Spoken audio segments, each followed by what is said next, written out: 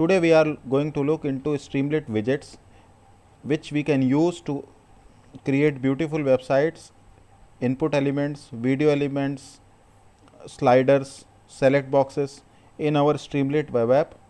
So let's start. So I have created one widgets.py. My local Streamlit server is already running. I have just created Streamlit run widgets.py. So in widgets file, first import Streamlit as st, then create a variable button is equal to st dot button. Button needs only one label, my button. So clicked button value will be stored in button. So it is true or false. So I am saying if btn, then st dot write, let's say I am clicked. Save it, then see, always rerun. So my button is visible, and if I click it, it has shown I am clicked. So let's look other options of button element. So this my editor is showing helps for this. So let's look into other options of this st.button function which are available to us. So I am pasting this st.button command. So first option of st.button is label. So label is nothing but the display name which we are going to show for this button. So in this case my button is label. Then key is optional and default value is none. So if we do not provide any key value, it assigns a unique key for each element in the Streamlit web app. So it will assign it automatically. Help is for button help. On click is an optional callable function which we can call on click of this button,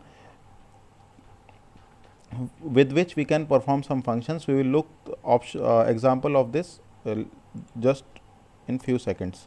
Then arcs and key arcs are optional arguments for this on click function. Then type is by default type is secondary. So here let's see what so some typo is here. Okay, I have to pass star here because it's more than one option is there, 1 2 3. So it is considering 1 2 and 3 as each options. So it has printed 1 2 and 3 for each of the options provided by this list as arguments. So same way we can pass keyword kw args is equal to, we can pass a dictionary here. So for this dictionary I can pass it key a is equal to 1, b is equal to 2. This kw args is nothing but a dictionary, means an array of options which we can pass to this function having key value pairs. So if we want to pass options with normal list, we can pass it like this, and if we want to pass key value pairs, we can pass a dictionary. And to pass a key value pair in a function having unlimited number of arguments, we have to pass it with double star. So let us say dict. So let me comment it out first, this thing. First we will look how the dictionary is being used. So here for key comma value in dict dot items st dot write key plus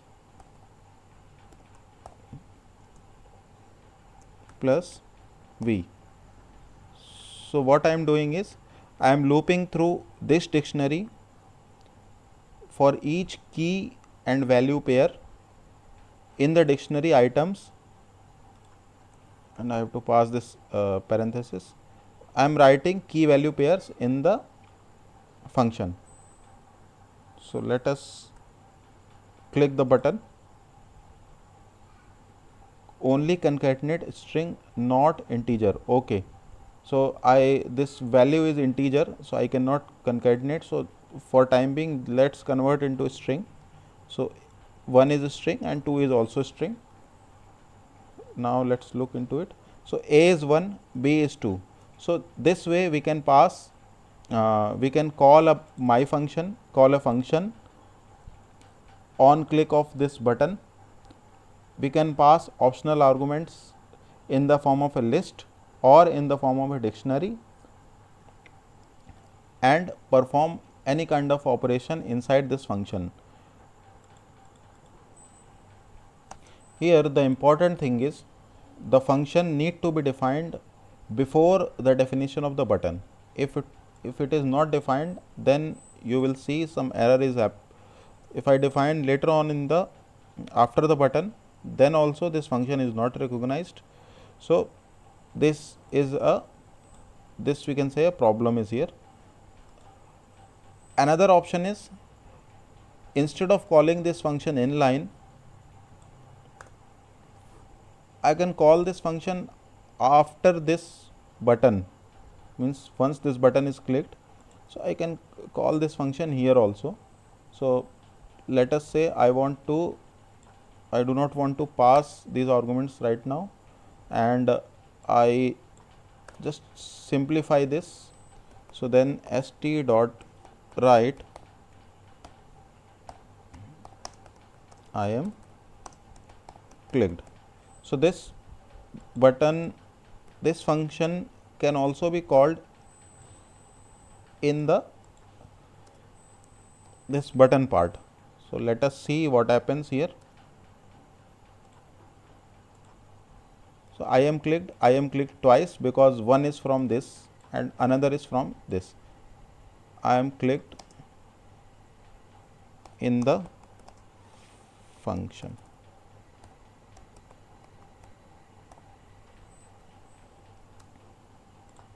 I am clicked inside the function and I am clicked from this st.write. Arguments can be passed in the function as normal Python functions, so that does not need an explaining here. So let's move on to next input widget element, that is download button. So let's comment this part so that it does not display while we run the download button code.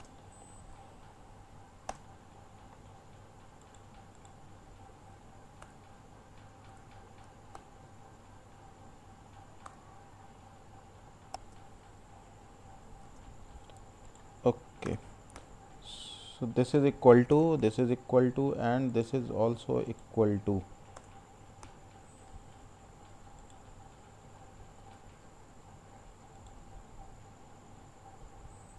Since these are function arguments, they cannot be in quotes. Then I can give file name equal to, let us say, Streamlit file dot csv. So these arguments I have given. Then let's convert this data frame to csv. But before that, let us write this data frame. So this, our data is visible here. So column 1 contains 199 records, means 200 records, and 3 columns here. Then I need, that error was because this file type is not CSV. So I have to first convert this my data frame to CSV. So let's define a function def convert CSV. So I will pass df, then return df dot to CSV dot encode UTF -8. So this data frame is being converted to CSV. Then the content of the CSV file are encoded as UTF-8 so that it can be understood by all kind of systems. Okay. So then my new df is equal to, call this function, pass this data, and then pass this data here. Let us see what happens in the app. So this download button is available. Let me click this download button. Then Streamlit file.csv file is trying to download in my PC. So let us see what happens. The file is being downloaded. File is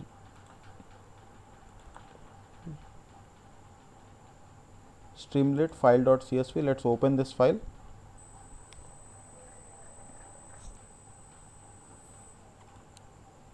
So this file contains data from all the three columns having 199 records, means 200 records from 0 to 199. This index column can be optionally removed from data frame, but that we are not going to take right now.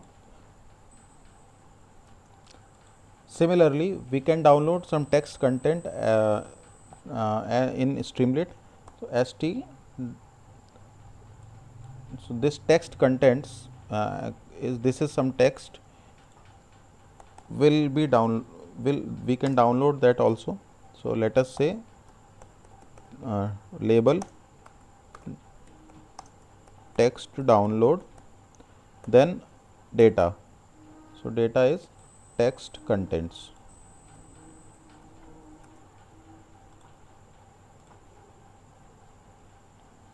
So this text file is trying to download, and because we have not given any file name, the Streamlit has given file name by its own. Okay, let's save it. So this file is done. This is some text. Other things we can download are images, videos, anything we can create to download. So these are given in this documentation. So first just let me try this one, this binary file, then others I will leave it to explore.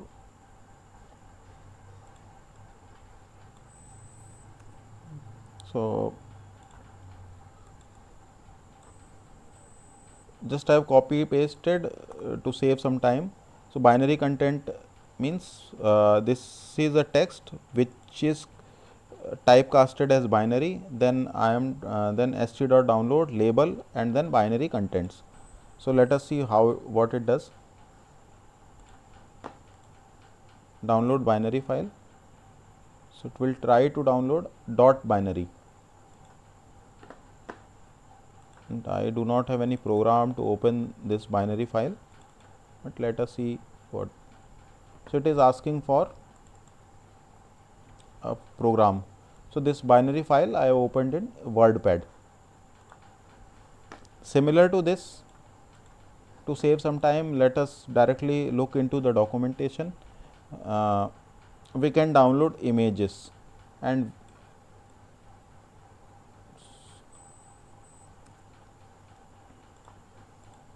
so in this thing, this flower.png file should be available in this, but since no file is available, it will give error. So first with open, so it is trying to open this file as file, then this button argument is that st.download button, label download image, data is this file which has been opened by Python, file name is flower.png, and then MIME type is image.png. So if I have this flower.png, then I can download this file. means this file should be available inside the server, or at least path of this file should be there. So let us try something different. So before that, let's look into this example. So I have downloaded a flower.png file from internet. So this is the flower, it is coming up.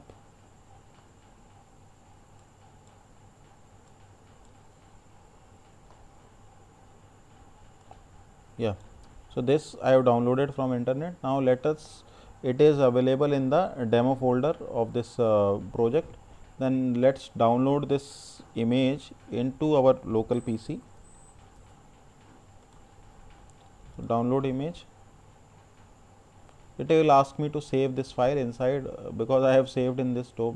Let us save in different folder. Let go to downloads, flower.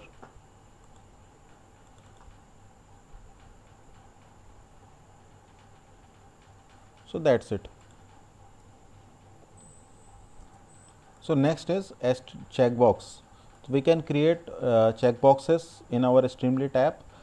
Definition, function definition is same, checkbox, then label to provide for what this checkbox is there, value, by what value we want to assign to this checkbox. By default it is true or false. By default it is false, but if it is checked then it is true.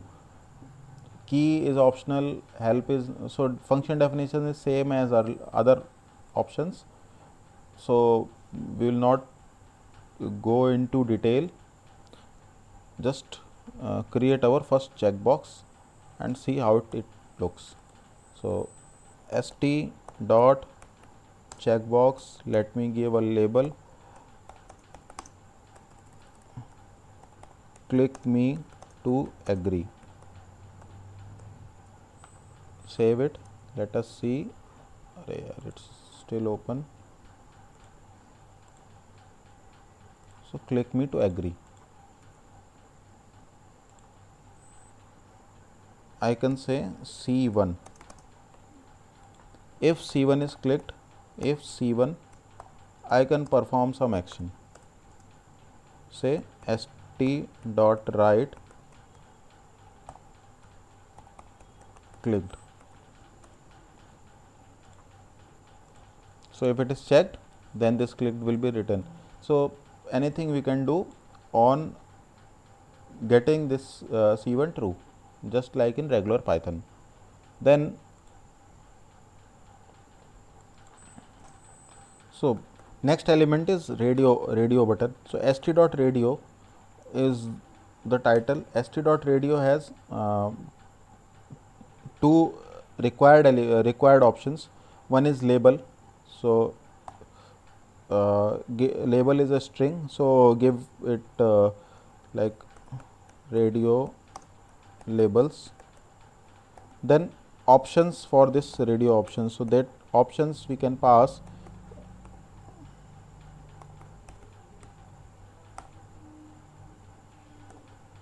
let us say A, B and C. So let us see how our screen looks like. So radio labels A, B and C. By default the index is 0.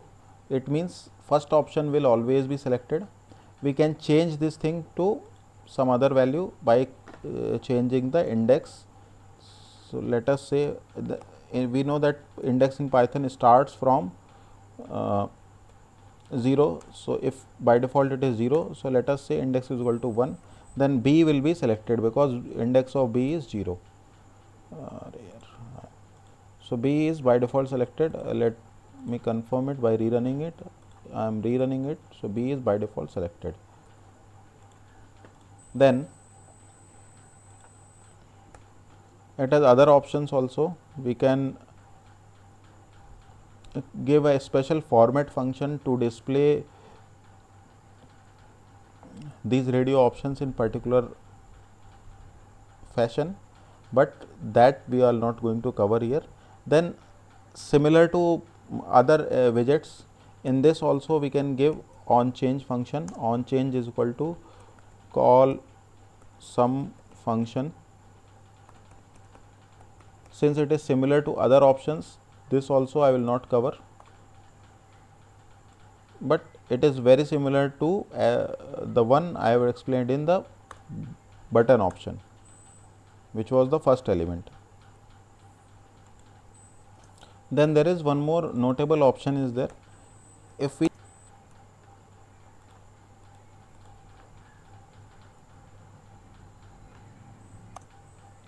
one more option is there, that is called label visibility. Label visibility, and the options are strings, then the space which the label was taking is free. So with collapsed, label is hidden but space is free. With the hidden, label is hidden but the space is used. So that's it for this radio label, st.radio. Let us see one more thing. If I assign a value x, so what will happen? Let us say st dot write x. So it prints out which option is selected. If I select A, it is selecting A, it is selecting C. So with this output, we can use it to process our data or any other thing using raw Python. Similar to radio option, we can create select boxes. Select box has two mandatory arguments. One is label. Label is to display for what this select box is for, and then options to create options for select box. So let us create our first select box. Other options are same as radio, so they need not any explanation. Index by default it is 0, 1, 2, 3 means which option is by default selected. Format function is a special format function to display select box options. Then arguments, then on change some function can be called, by default it is none. Args and kw args are the optional arguments for this on change function which we can use. Disabled, by default it is false, but we can keep this select box disabled by setting disabled field to true. And then label visibility is by default visible. The options are hidden and collapsed. So this hidden and collapsed, as explained in the previous radio option. So let us see the example. And so let us say x is equal to st dot select box, label is select anyone, then options a list. So let us say A, B, C, then st dot write x. Let us see how it behaves. B, then C. Similar to select box, another option is st dot multi select. Multi select means we can create select box with multiple selection options. So first argument is label, and then second is options. Label is to display the name of name of multi select label. Options are values from which we can select, and then default, by default it is none. Then default is when first time the page loads, what values are remain selected. So let us see an example, it will clear our doubts. So st dot multi select, then I will copy paste an example from official site to speed up the things. So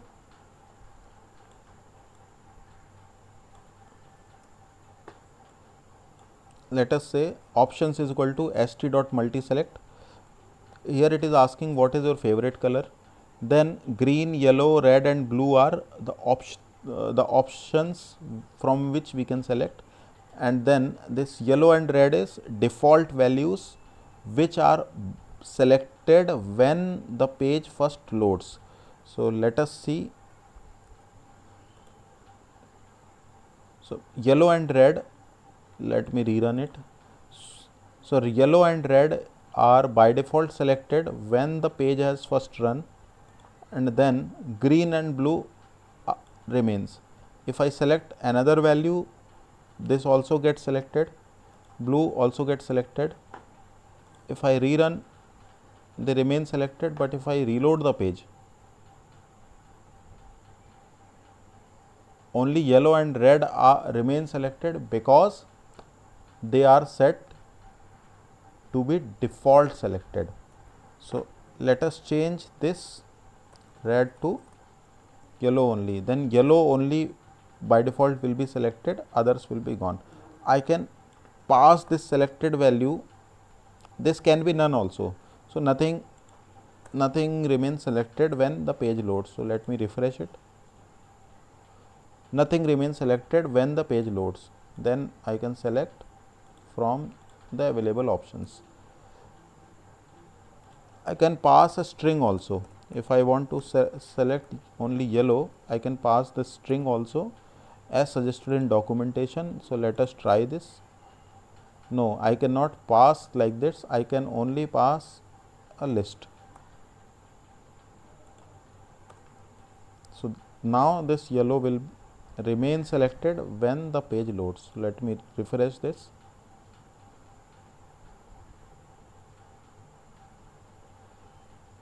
Okay, what is the problem here? I have not given this comma.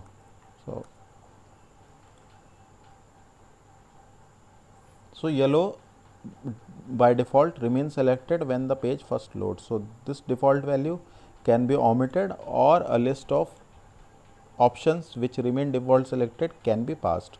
So these are options, this is list which remains default selected.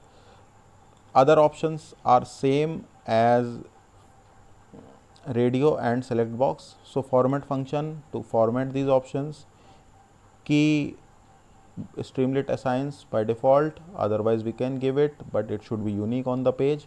Help is a string. On change, we can pass a function to call on when the values of selected option changes. Arguments and k arguments are the arguments for this function to be then disabled. We can make this multi-select disabled. We can change label visibility, based label visibility, and maximum number of selections which are allowed can be changed. So let us try this one. So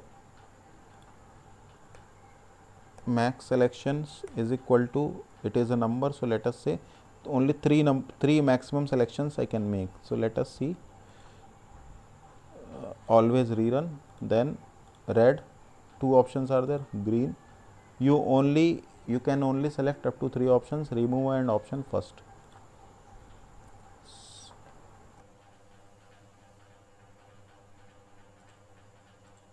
So the next option is slider. We can create beautiful sliders from minimum and maximum values, range sliders, date and time sliders with Streamlit. So let us create our basic slider, then we will move to some complex sliders in Streamlit. So let's start. So basic syntax is same as all the cases in Streamlit. St.slider, it's label, let us say range slider, minimum value, so min underscore value is equal to, let us say 1, let us say 0, then max underscore value is equal to 10. So this slider works between 0 to 10, and then slider is equal to, so then st dot write slider. So whatever value slider is having, that will be printed on the screen. Let us see, save it, and then let us see. So this slider is available here. Current value is 0, that this is minimum value, and then this is maximum value of 10. I slide, so the value is 2. So the basic slider is like this. Then no suggestion. So format is like, what is the output format? Is it integer, float, or date? So if percentage %f is there, it's float. Let us see the example.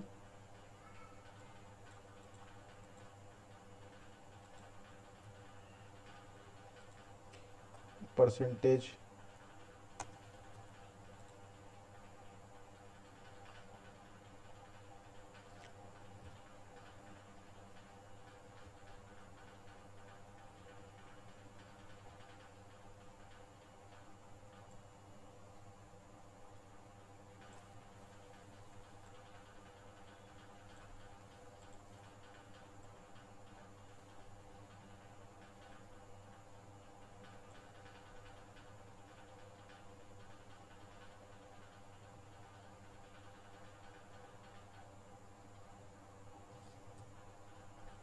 Similarly, we can create range slider.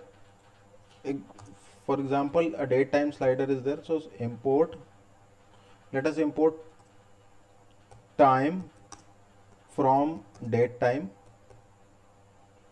Date time.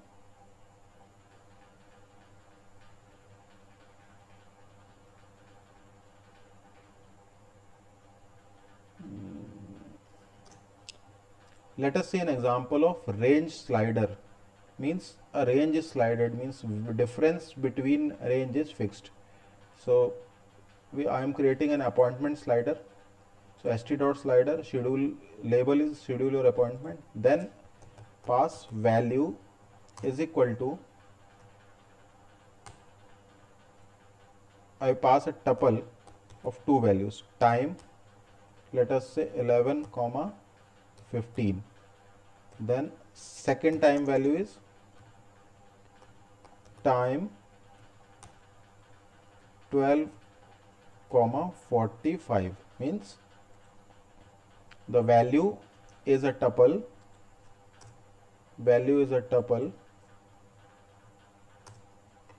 having two values, two time values, 11:15 and 12:45.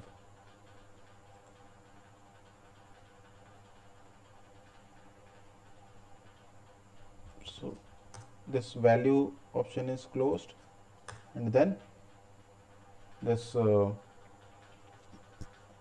slider is closed.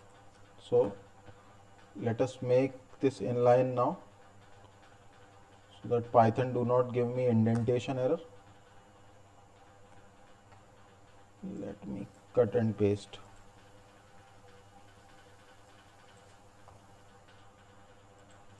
One, two. Okay. Now let me print st dot write. Let us say appointment.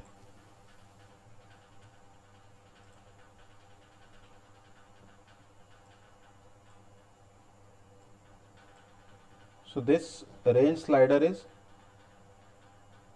working perfectly. By default value is, let me refresh it so to know. By default value is 11:15 to 12:45, but I can slide it to get to select a range of my choice. Okay. Similar to range slider, we can also create certain date sliders.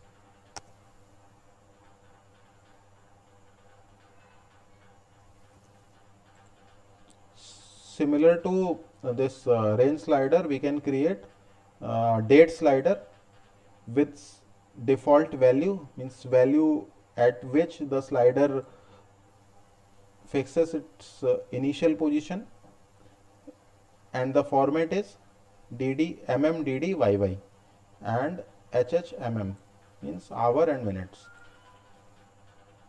So if we look at the slider,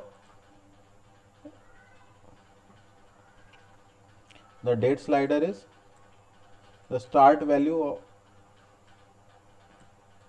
changes based on my selection.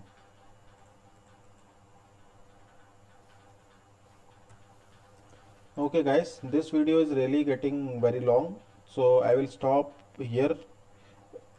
In next video, in part 5.2, let us say, or 6, we will look after other input widgets which we can use to which we can use in our Streamlit website. So that's it for today. In next video we will cover other widgets, and we will create a portfolio website in subsequent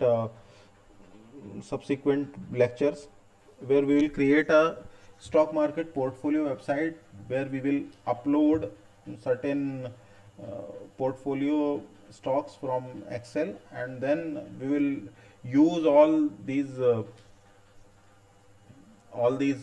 widgets to create our analytical dashboard for our stock portfolio.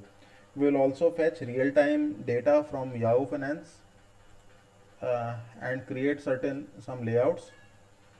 Thank you.